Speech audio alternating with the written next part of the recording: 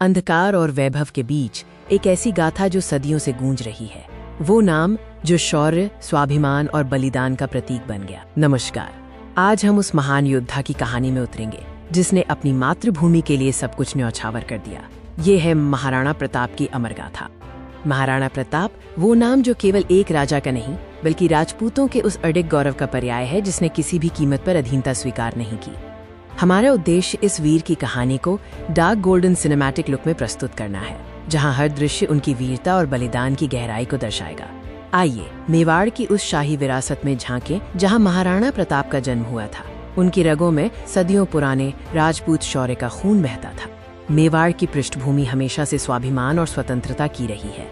ये वो भूमि थी जिसने कभी किसी बाहरी शक्ति के सामने घुटने नहीं टेके। 1572 में महाराणा प्रताप का राज्याभिषेक हुआ, लेकिन ये खुशी क्षणभंगुर थी। मुगल साम्राज्य का खतरा उनके सिर पर मंडरा रहा था।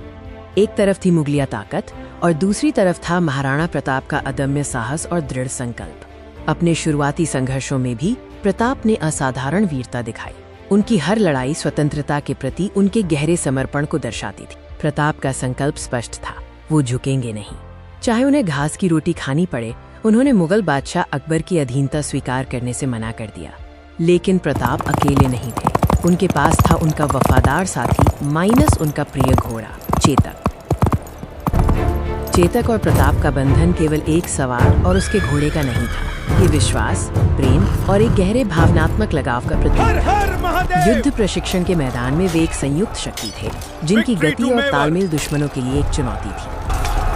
और फिर आया वो निर्णायक क्षण, 1576 का हल्दी घाटी का महासंग्राम, जो भारतीय इतिहास के सबसे बड़े युद्धों में से एक। युद्ध की तैयारी भीषण थी। मेवाड़ की छोटी लेकिन वीर सेना मुगल सेना के विशाल जमावड़े के सामने खड़ी थी। ये केवल संख्या की नहीं बल्कि सिद्धांतों की लड़ाई थी। युद्ध का आरंभ भीषण था। तलवारों की झंकार, घोड़ों की टाप और वीरों की गर्जना से हल्दी घाटी की भूमि कांप उठी। जब प्रताप संकट में थे, तब चेतक ने उन्हें बचाने के लिए अपनी जान की परवाह नहीं की। घायल होने के बावजूद उसने प्रताप को सुरक्षित निकाला। ये बलिदान इतिहास में अमर है। हल्दी घाटी का युद्ध समाप्त हुआ, लेकिन महाराणा प्रताप का संघर्ष नहीं। उन्होंने गुरिल्ला युद्ध, गेरिल्ला वॉरफेयर जारी रखा। छापामार रणनीति से मुगलों को चैन नहीं लेने दिया और धीरे धीरे अपनी खोई हुई भूमि को वापस जीत लिया। 1597 में उनका बलिदान हुआ, लेकिन महाराणा प्रताप ने इतिहास में अपना स्थान हमेशा के लिए सुनिश्चित कर लिया, एक ऐसे राजा के रूप में जो कभी नहीं झुका। महाराणा प्रताप का शौर्य और स्वाभिमान आज भी हमें प्रेरणा देता है। जय महाराणा, जय मेवाड़।